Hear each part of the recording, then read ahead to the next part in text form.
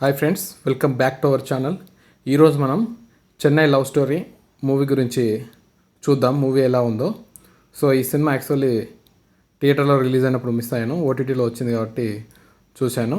So ఆ cinema ఎలా ఉంది ఒక్కసారి ఆ సినిమా గురించి డిస్కషన్ చేద్దాం. సో చెన్నై లవ్ స్టోరీ ఒక రొమాంటిక్ డ్రామా, ప్రేమ, ఎమోషన్స్, ఫ్యామిలీ రిలేషన్ చుట్టూ తిరుగుతుంది. So so hero and heroine chemistry బాగుంది. సో సినిమా ఎలా ఉంది అని అంటే, సో ఫస్ట్ హాఫ్ అయితే నాకు బాగా నచ్చింది. సో కామెడీగా, సో మంచి లవ్ స్టోరీగా, ఎంటర్టైన్మెంట్గా, సో ఆసక్తికరమైన అంశాలు మంచిగా ఉన్నాయి ఫస్ట్ హాఫ్లో. సో బెటర్గా అనిపించింది. ఫస్ట్ హాఫ్ మాత్రం చాలా మనకు చూస్తున్నప్పుడు ఎంజాయ్ చేస్తాము. కొత్తగా అనిపిస్తుంది స్టోరీ.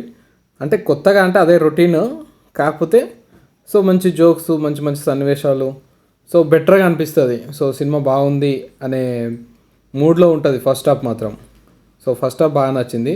ఇక సెకండ్ హాఫ్ విషయానికి వచ్చేసరికి మొత్తం అక్కడ నుంచి సినిమా మొత్తం టర్న్ తీసుకుంటుంది.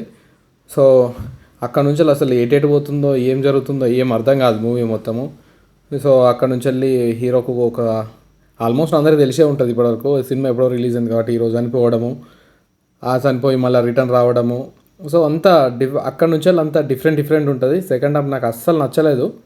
సో నిజం చెప్పాలంటే చాలా ఏదో బోరింగ్, అసలు వేస్ట్. నాకు అది సెకండ్ హాఫ్ అయితే అసలు ఏం బాగా నచ్చలేదు. ఏదో చూస్తున్నామా అంటే చూస్తున్నాము, ఏందో అసలు ఎమోషన్ ఉండాలి, ఏదో ఒకరిని చంపేసి ఏదో చేస్తే ఎమోషన్ వస్తుంది అన్న ఫీలింగే తప్ప నాకైతే ఏం అనిపించలేదు. సినిమా విషయానికైతే పెద్దగా మాట్లాడడానికి కూడా ఏం లేదు. సో కిరణ్ అబ్బవరం యాక్టింగ్ బాగుంది. ఫస్ట్ హాఫ్ అయితే నాకు బాగా నచ్చింది. యాక్టింగ్ బాగుంది, బెటర్ అని చెప్పచ్చు అన్ని విషయాల్లో. కాకపోతే సెకండ్ హాఫే అసలు స్టోరీ ఏమంత నచ్చలేదు. సో అంత మీరు ఒకసారి చూడండి, చూస్తే ఎలా ఉంటుందో. సో ఓటీటీ కాబట్టి ఒకవేళ వీలుంటే చూడొచ్చు. So okay, one time watchable. కాకపోతే ఫస్ట్ హాఫ్ అయితే చాలా బాగుంటుంది. సో సెకండ్ హాఫ్ విషయానికి వస్తే మాత్రం అంత ఫీల్ అనిపించకపోవచ్చు. ఓన్లీ జస్ట్ ఎమోషన్ కోసం ఏదో యాడ్ చేయాలి కాబట్టి అదేదో యాడ్ చేసి అసలు పర్పస్ ఏందో అర్థం కాదు. మూవీ పర్పస్ ఏంది, అసలు ఏం చెప్పాలనుకున్న డైరెక్టర్ అయితే అర్థం కాలేదు నాకు. సో అది ఏందో మరి.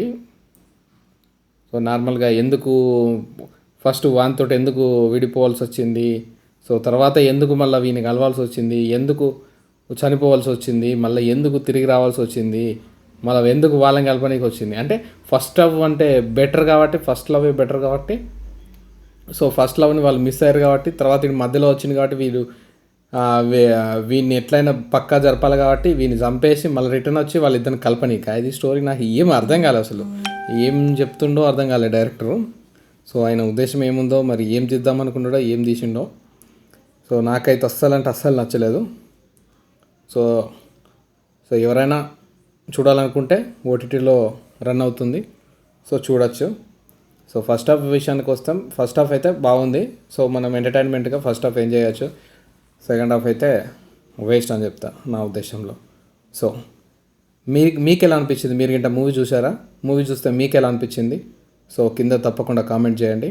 ఈ వీడియో నచ్చితే లైక్ చేయండి. So me friends and family మెంబర్స్కి యూజ్ చేయండి. ఇలాగే మరి ఎన్నో వీడియో చూడాలనుకుంటే నా ఛానల్ని సబ్స్క్రైబ్ చేసుకోండి, బెల్ ఐకాన్ క్లిక్ చేసి ఆన్లో పెట్టుకోండి. ఓకే ఫ్రెండ్స్, కొత్త వీడియోతో కలుద్దాం. బాయ్.